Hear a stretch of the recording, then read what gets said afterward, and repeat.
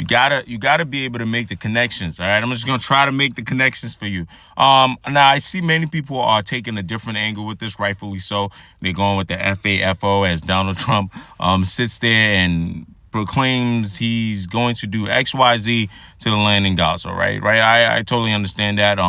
And you can see. As you can see, I understand, right? You see people, you can research their tweets from a year back. They're saying things like this, right? And then just shortly after Trump becomes president, they start saying stuff like this, right? So I totally understand the vitriol and the anger, but I'm not in the business of taking that angle and screaming more and more at marginalized people. Like, not saying that I don't understand you guys' frustration, but I want to make some connections. I think if you ask me, it made Benjamin a little uncomfortable. Not necessarily that he is not a fan of making that land more of a place where it's very friendly to his country, but mostly because the blunt nature of how Donald Trump said it took him by surprise. The nature of speaking like an imperialist landlord, entitled to whatever land that he thinks he should be entitled to, right? Now, remember when I made the video about him appealing and talking to the American public on Truth Social for his African sugar daddy?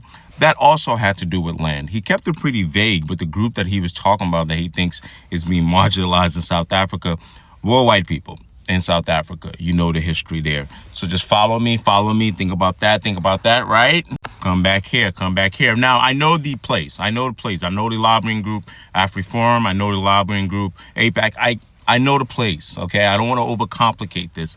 But you see the connection. Sometimes I don't elaborate as great as I can, but the minute I was watching this, I immediately thought back to what he said in South Africa, which didn't catch a lot of news, right? A lot of people didn't give a lot of coverage. I never forget for 1 second that we're the imperialist landlords of the world. But if I ever tend to forget, Donald Trump is quick to remind me. He's quick to be as blunt as ever. And he's quick to let us know that our hands are not clean. So the best you can probably do is not walk around screaming FAFO, even though I understand where you guys are coming from. Again, I understand it.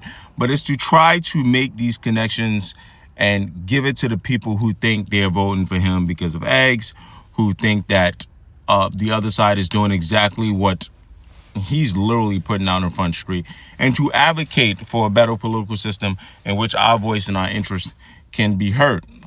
So, yeah, there's that.